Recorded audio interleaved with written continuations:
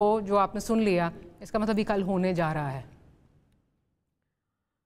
होना तो है, तो अब कल हो या परसों हो या उसके बाद हो।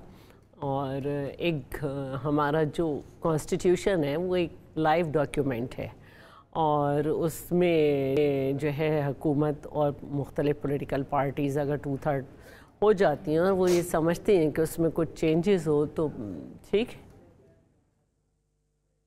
हमें ब्रिगेडियर हारिस साहब ने भी ज्वाइन कर लिया। नईम हैदर पंचोता साहब की तरफ चलती हूँ। नईम साहब, आपने ख्वाजा साहब की बात सुन ली। जो 40 ये लोग हैं जो अभी भी जो है वो इस वक्त आज़ाद हैसियत में हैं, गालिबन उन्होंने आपको जो है वो अपनी एक हल्फनामा भी आपको दिया था।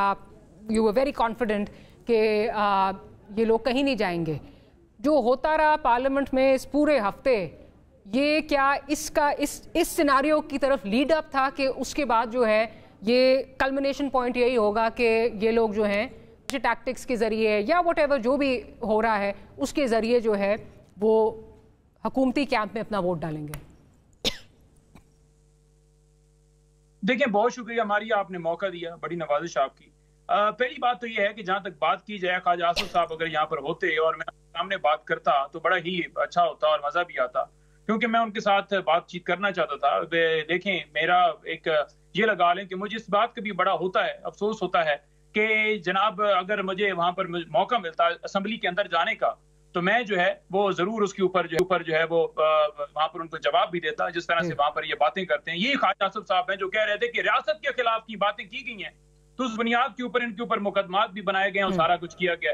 यानी ख्वाजा आसिफ साहब वो खुद भूल गए हैं जब वो बातें करते थे, जब वो तशबीहें देते थे, जब वो कहते थे कि जनाब हम जहाज जो है वो आते हैं, टैंक आते हैं, गोले आते हैं तो वो हमारे पैसे से आते हैं और फिर हम पर ही वो इस्तेमाल किए जाते हैं। इस तरह की लैंग्वेज इस्तेमाल करते हैं। वो भूल गए हैं सारी बातें जब इनके तमाम रहनुमा जो हैं वो मुख्तलिफ कमेंट्स देते थे, बातें करते थे, स्पीचेस के अंदर जिक्र करते थे, सारी चीजें वो भूल के और आज वहां पर खड़े होकर कह रहे हैं जी कि बिल्कुल जो है वो रियासत के खिलाफ तकरीर की गई। कौन सा ऐसा लफ्ज इस्तेमाल किया गया वहां जलसे के अंदर? हम तो यही कह रहे हैं कि तमाम अदारे आजाद होने चाहिए। हम तो यही कह रहे हैं कि मुल्क के अंदर कानून और आइन की बालादस्ती होनी चाहिए और उस बात को ये जवाब दे रहे हैं कि इनके ऊपर मुकदमात दहशतगर्दी के बना दिए जाए, MNAs को पार्लियामेंट से उठा लिया जाए, MNAs को पार्लियामेंट के बाहर। नईम साहब, कथा कलामी की माफी। प्रोड्यूसर साहब अगर थोड़ी सी नईम साहब की ऑडियो जरा तेज कर दें ताकि शैला साहिबा जो है वो सुन सकें, उनको थोड़ा ऑडियो में प्रॉब्लम आ रहा है। माजरत नईम साहब, जी कैरी ऑन प्लीज।